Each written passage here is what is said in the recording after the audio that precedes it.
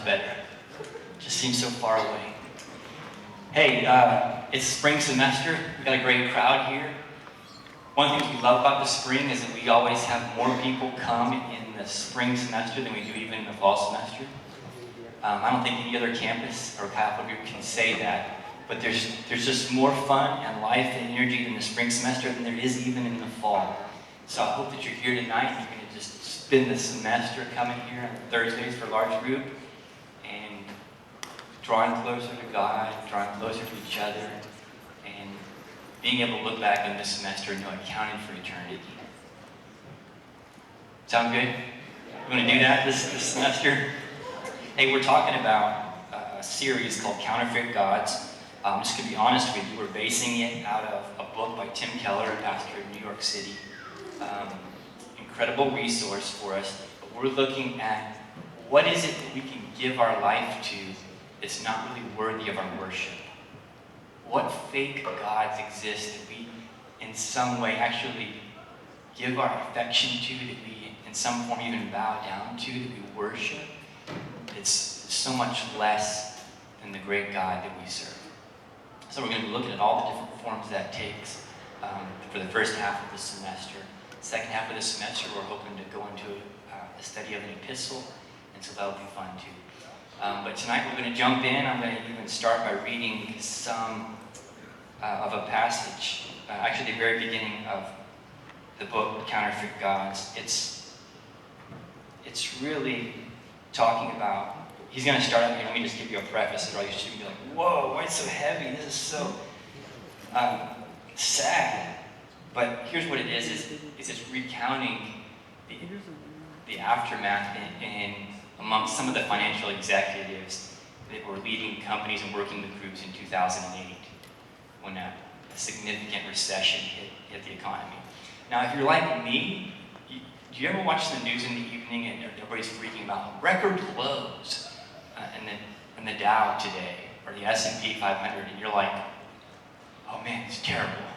You know, but you check your wallet and everything's still there. You know, it's like, it's like, okay. But you look at history and you look at how it affects some of these guys, and some of them have given their whole life to it, and who are responsible for people's retirement. It was devastating for them. So that's what this is about. After the global economic crisis began in mid-2008, there was a tragic string of suicides of formerly wealthy and well-connected individuals. The acting chief financial officer of Freddie Mac, the Federal Home Loan Mortgage Corporation, hanged himself in his basement. The chief executive of Sheldon Good, a leading U.S. real estate auction firm, shot himself in the head behind the wheel of his red Jaguar. A French money manager who invested the wealth of many of Europe's royal and leading families, who had lost $1.4 billion of his clients' money in Bernard Madoff's Ponzi scheme, slit his wrist and died in his Madison Avenue office. A Danish senior executive with HSBC Bank hanged himself in the wardrobe of his 500-pound a night suite in Knightsbridge, London. When a Bear Stearns executive learned that he would not be hired by JP Morgan Chase, which had bought his collapsed firm, he took a drug overdose and leapt from the 29th floor of his apartment building.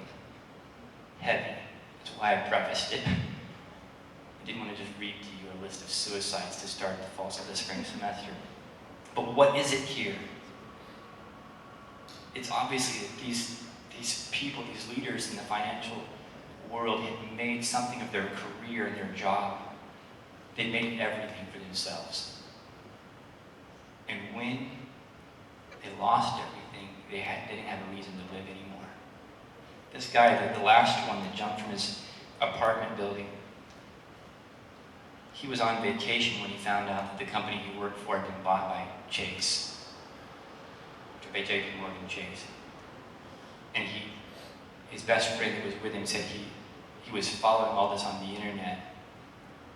And when he found out his company was purchased, he began this long wait to find out if during the acquisition he would actually be still employed. And he was a guy who's making $250,000 a year. He's doing pretty well. He's a director within the company.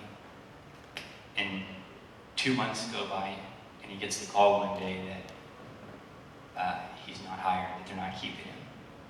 He leaves out work an hour early that day, goes home, and ODs. It doesn't kill him. So at 4 a.m., after he realizes it's not taking his life, he jumps from his apartment building. His best friend said that this whole thing broke his spirit. After all he had accomplished in his career, he felt like he really had nothing to show for. I think he was 51 or 52. The whole idea, and the reason we talk about it, is that there are things in our lives that if we lost them, they would shake us to the core. Even while you're sitting here, you can think about it. What if I lost that thing or that ability would shake me? The difficult thing is you might not be able to figure out what it is. Sometimes you don't know how dear something is to you until it's actually threatened. Think of athletes that in one play, their knee gives and they never play again. Think of being a musician and you've trained your whole life, you played for hours a day and never being able to play again. What would it do? Right? And yet, in so many ways, that's what we're looking at for these guys in the financial world. In ancient cultures, take Greece for example, they had gods for everything. Aphrodite was goddess of beauty, Ares, the god of war, Artemis, the goddess of fertility and wealth, Hephaestus, the god of craftsmanship. I don't know about you, but when I even read of a different god for all these different things, it sounds like almost like a fairy tale or something. I'm thinking, why? What are they doing? Why are they making gods of everything? And it would be very easy for us to just say, we don't have that. We don't do that. We don't worship everything. Why would they worship everything and make a god for everything? But we'd be wrong if we couldn't admit that on some level we worship beauty, power, money, and achievement. We may not call those things gods, but they have huge significance in our society. They even control us, just like gods. We just don't call them that. Some ancient cultures even performed what they called child sacrifice. They literally believed that they gave something that was most dear to them, then they were more likely to receive what they asked for from God. If they gave up something that was the most valuable. And again, we would go, how in the world did people ever get to that place? But again, we could stop and we could look at families, even our own culture, in our world today, and say how many kids have grown up with fathers that were never really there for them because they were off climbing the corporate ladder. Fathers that essentially sacrificed the best time with their children so that they could climb the corporate ladder. In some way, it's indirect child sacrifice. They gave up what was most important for their job. And the crazy thing is, you step back for a moment and you go, well, what's wrong even about a job? Actually, nothing. It'd be nice if you liked your job. It'd be nice if you could do your best at your job. The problem is when your job becomes bigger than your family. And there's certain things like that where we know, like, yeah, that you don't have to be a Christian. People just know that it's never good to prioritize work over family, a job over relationships. We never want to do that. We get that. And yet that is what idolatry is when we take something, even a good thing, and make it an absolute. Knowingly or unknowingly, we put it above everything else. We put it in the wrong place. Tim Keller says it this way: an idol is anything more important to you than God. Anything that absorbs your heart and imagination more than God. Anything you seek to give you what only God can give you. In Romans chapter 1, it's describing where humanity has fallen, and basically where humanity has turned away from God. It says this: they exchanged the truth about God for a lie. Pay close attention here. And they worshipped and served the creature rather than the Creator. They exchanged the truth about God for a lie and worshipped and served the creature rather than the Creator.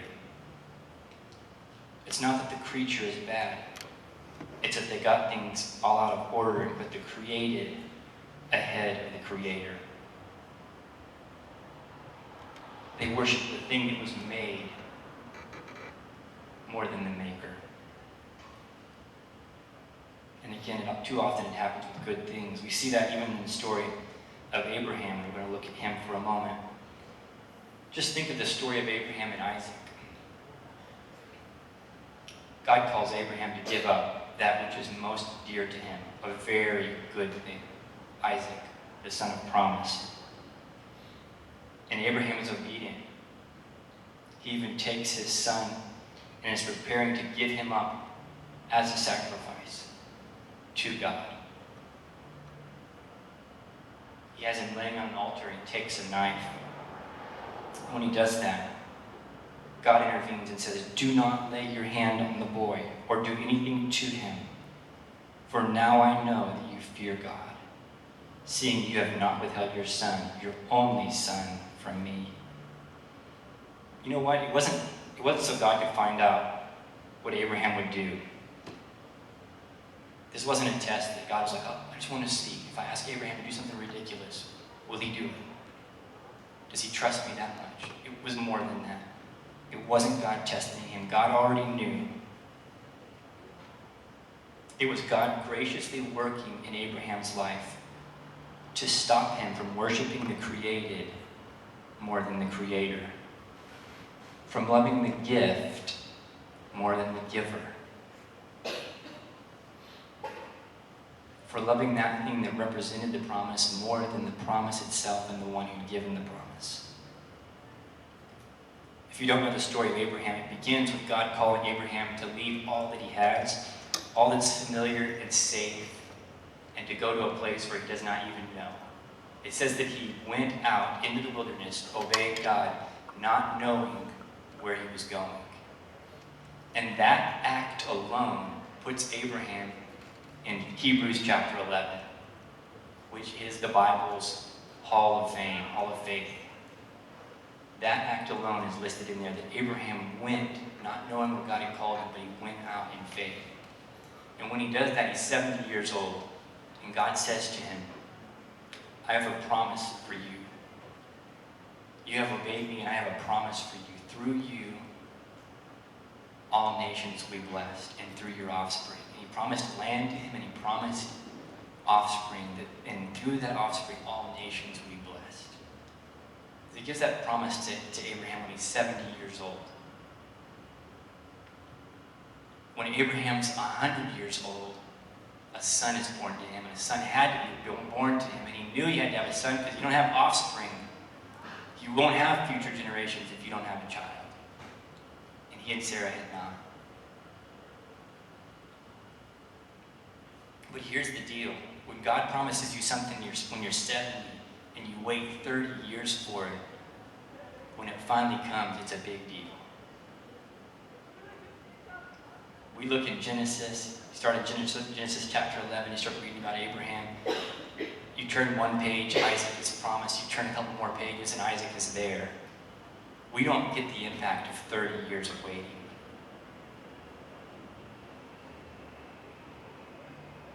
Years.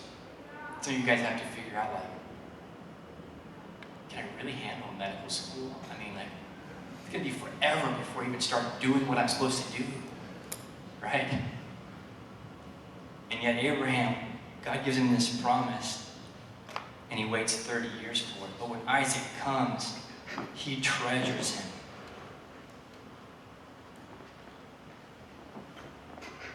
He is so precious to him. He had left everything to follow God, and he received a great promise. And that promise was of huge significance, more than Abraham really even knew at that point, or could know from his vantage point in history. That all nations would be blessed through him meant that from his family, through him, and then through Isaac, and through generation after generation, through his family, a Savior who is Christ, the Lord, would come into the world through Abraham's family. That all nations would be blessed through a Savior. How much of that did Abraham really get? How much could he get? He didn't have the vantage point that we do. But I think he understood enough to hope, enough to have faith, enough to believe.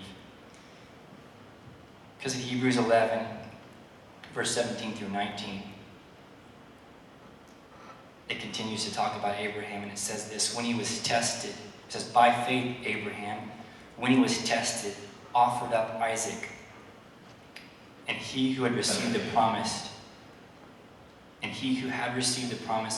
was in the act of offering up his only son, of whom it was said, through Isaac shall your offspring be named. He was offering up the one through whom the promise would come. You get that? It's making that clear to us. He's saying he's about to end the life of the one through whom the promise was going to come through. As he's doing that, he considered that God was able to raise him from the dead, from which, figuratively speaking, he did receive him back. This is Abraham going, God, you've given me a promise. I don't know how it's ever going to happen if I obey you right now, but I still believe your promise. Are you going to bring him back to life or what? How are you going to do this? So we know that Abraham was working with something there, that he's struggling like crazy, no doubt. If you go back and you read it, it's a process of him realizing that this is what God's called him to do. It's a process of packing his bags and taking a mule, taking his son, and taking a servant, and going on a journey to do this. And to climbing up a mountain, and all of this time he's thinking, God, is this really what you want? Okay. How does this affect the promise? And the agony of all that is what he's thinking through. But what keeps him? What helps him have faith? Soren Kierkegaard, in his book, Fear and Trembling, claims that faith isn't supposed to make sense, and that God's command to sacrifice Isaac didn't make any sense to Abraham, but he was prepared to do it anyway. In other words, it was just blind, I don't get this, this is crazy, this sounds like murder to me, but God, if you want, I'll do it.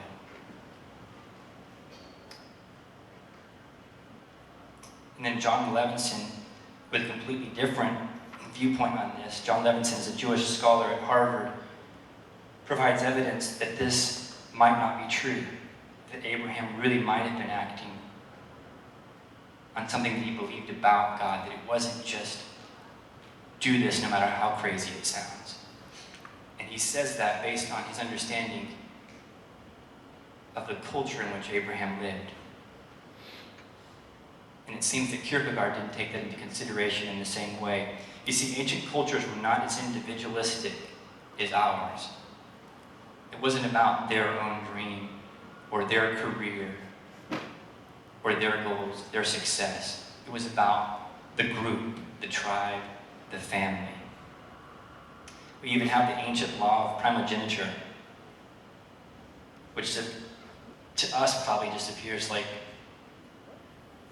crazy. That like, why does the male and the firstborn get everything? And yet there were significant reasons for it then. Part of it was for families to make it, for families to survive. They never wanted to spread out their wealth.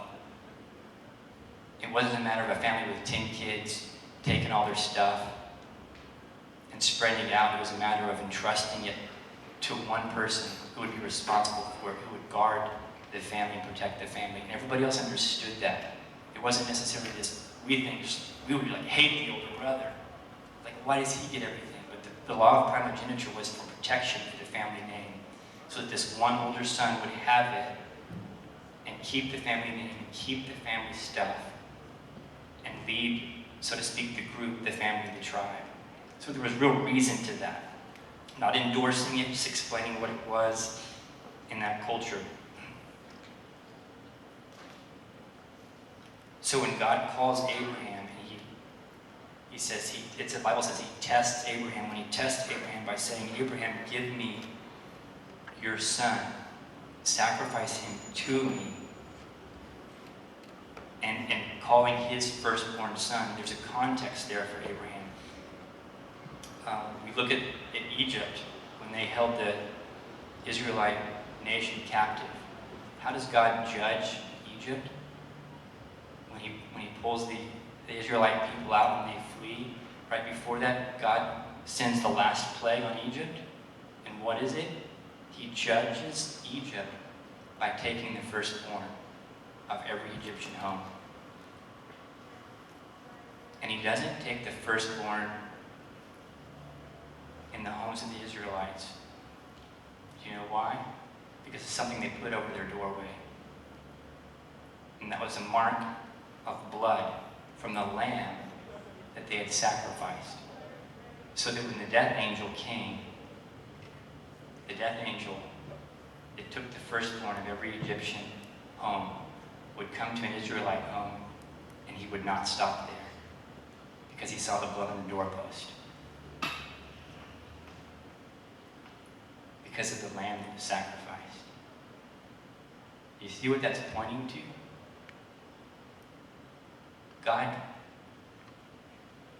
judges in this, what this culture understood was God could judge a family for their sins.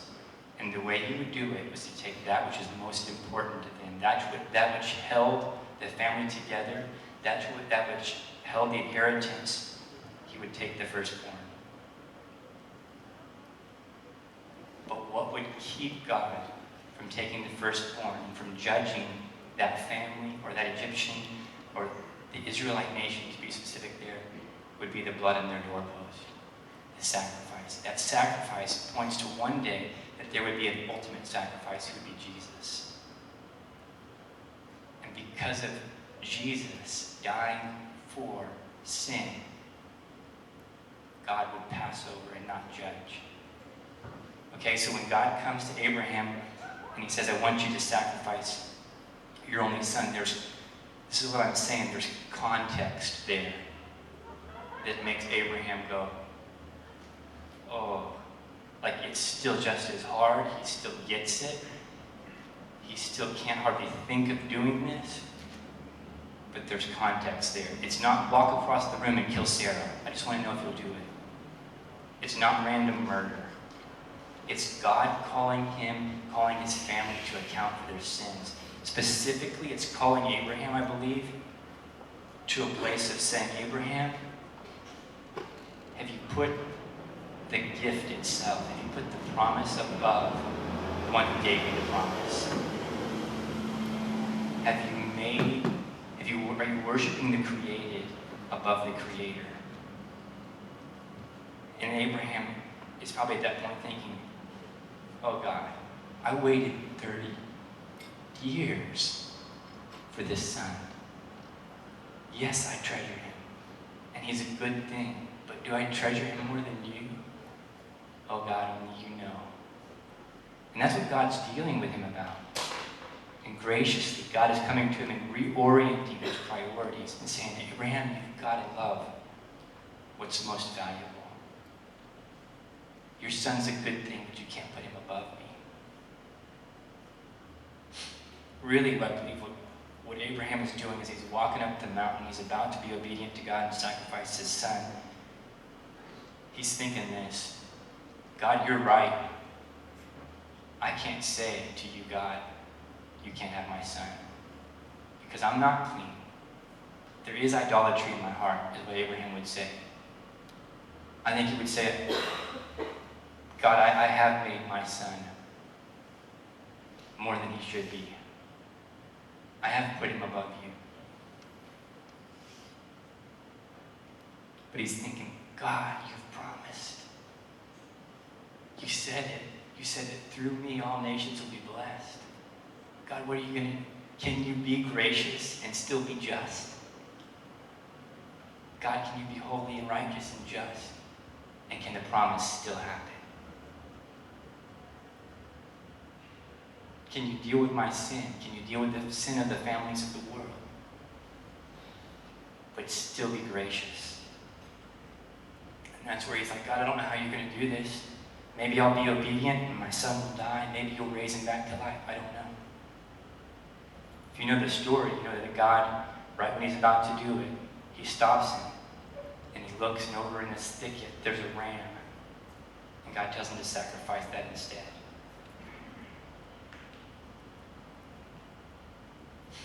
God was graciously bringing Abraham to that point where he could let go of an idol, to let go of idolatry, and put his affection back on God.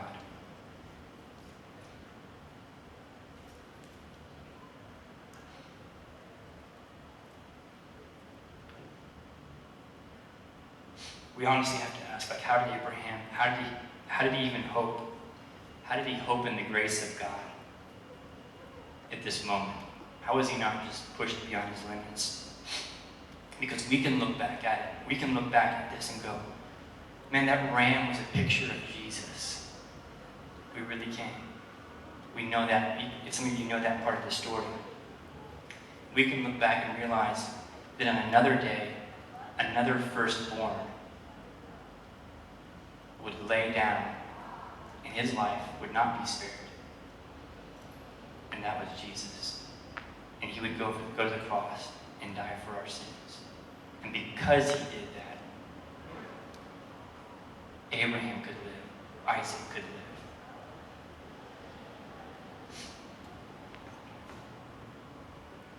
There's no way Abraham could have understood all of this, but I think he understood enough. And as he walked up into the mountain to give up his only son, I think the only way he did is that he set his mind on the promise, and he set his mind on God, and he said, you know what? I waited 30 years for a promise. Times I doubted it, but I shouldn't have. God, you came through, and you will come through again. You see, when God called out the idolatry in his life, when he called him for his sin, Abraham didn't avoid it. He admitted it. He owned up to it. But then with all his heart, with everything that was in him, I think he went, but God, I know you're good. I believe your promise remains. And he set his affection and he set his heart on God. And that's the only way that we can deal with our own idols and our idolatries. We don't just turn from them with unthinking willpower. It's not just blind faith. We replace them with a higher love and a greater affection. We push forward to go, God, whatever it is in my life, if you put your finger on it, and I think of you taking it, and I think I can hardly stand it, the only way I'm going to do it is not by my willpower, but by looking at you, Jesus, and going, you're good, and you're better than whatever it is I can give my heart and life to, and whatever I can set my affection on.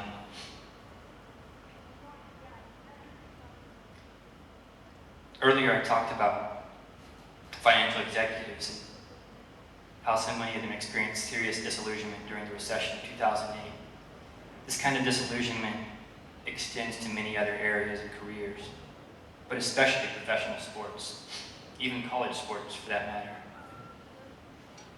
A lot of high school athletes are the best athlete in their whole town, their whole school, and they go off to a D1 program, and they're just another guy on the bench.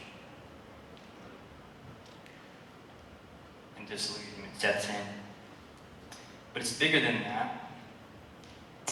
A 2009 Sports Illustrated study said that 78% of NFL retirees have gone bankrupt or are under financial stress because of joblessness or divorce within 2 years of their careers ending.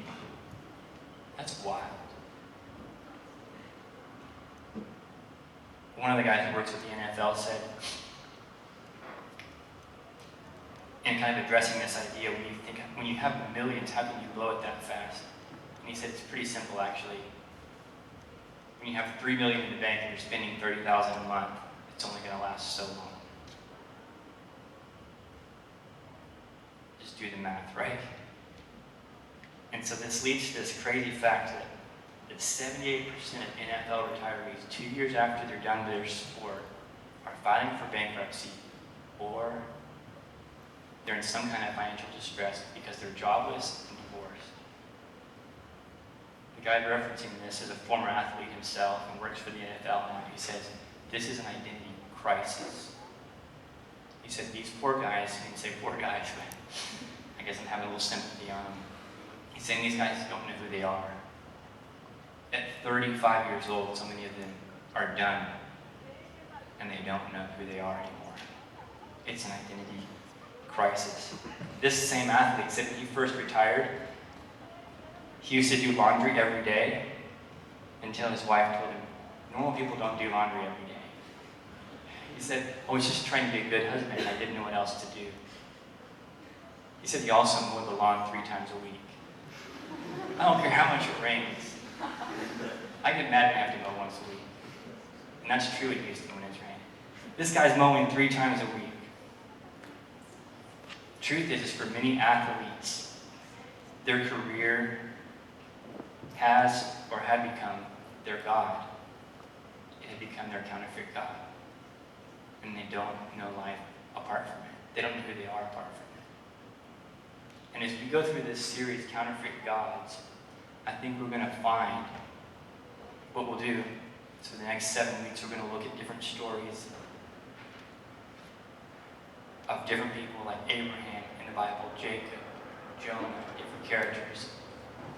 And so many of these stories, all throughout the Bible, is God just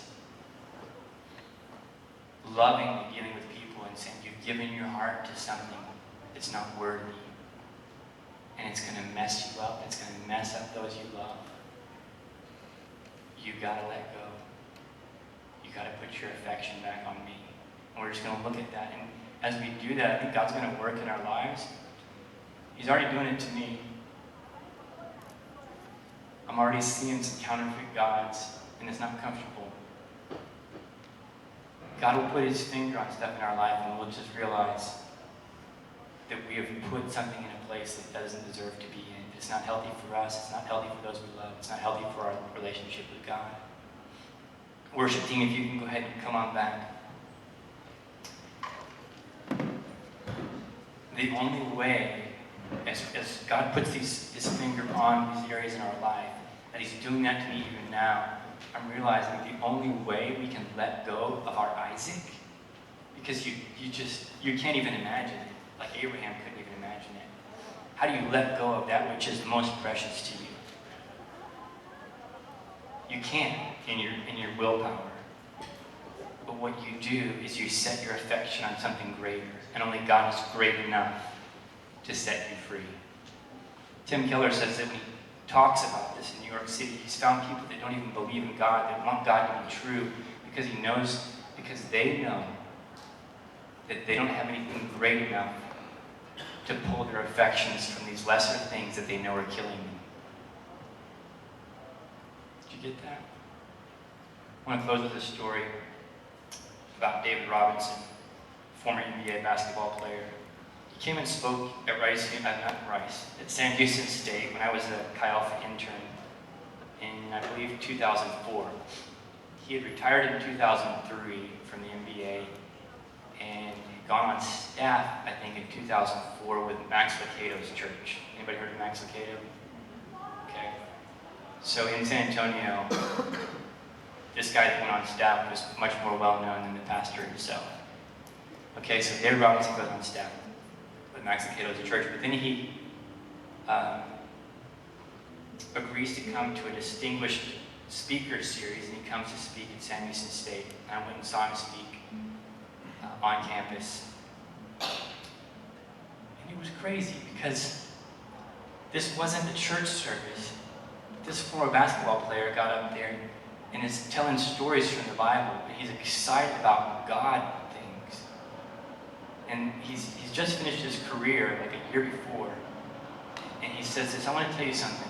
On the last game that I ever played in the NBA, after we won, because he retired after they won the second championship, he says, we just won our second championship and I was done. And an announcer came and said, David, where do you go from here? This is it. This is the pinnacle. You just won your second championship and you're retiring. What's next? What could be better? He's standing there in the criminal justice center where he's giving the lecture at St. Houston State. And he just starts going like, and I'm watching him. I'm there in the room with him. And he's just like, I wanted to say, are you kidding me? I know God. This is a basketball player. Means if God's real and I know him, then why would basketball be it? He's standing there like talking to a bunch of students and not at a counterfeit group, not believers. He says, if God's real, why would basketball be it for me? He goes on, I've got 2 sons that I get to spend more time with than I ever did playing basketball. Why would I make that it when I could give my life to something so much more meaningful? And here he was 1 year out, but he had this enthusiasm like, are you kidding me? This is only the beginning. I'm just beginning. I'm going to know God better. I'm going to fall in love with him. I'm going to spend more time with my family. See, his life was showing right there that we don't deal with counterfeit gods in our life. We don't deal with giving ourselves to stuff we shouldn't and turning away from our own willpower. We turn and we set our heart on God, the good creator, and we say, if you're real, you're alive. You trump everything, and I want you to be my affection, my chief affection. With God's help, we'll learn to do that this semester. And we'll develop a lifelong habit of doing it. Because for some reason, it's not a battle you win once. It's a battle you keep on fighting. Abraham believed enough to leave and go where he didn't know where. And then 30 years later, he had a son. And he took a hold of that above God. And throughout our lives, we will take hold of stuff. And we'll make that our home, our security, our safety. But we want to develop a life that says over and over and over again, I will keep pushing, I will keep learning how to treasure and value Jesus, who is better and is worth far more than anything else. Amen? Okay, let's pray, and we're going to sing a song, and we're going to treasure him together. Jesus, we love you. You're it. God, you're the one thing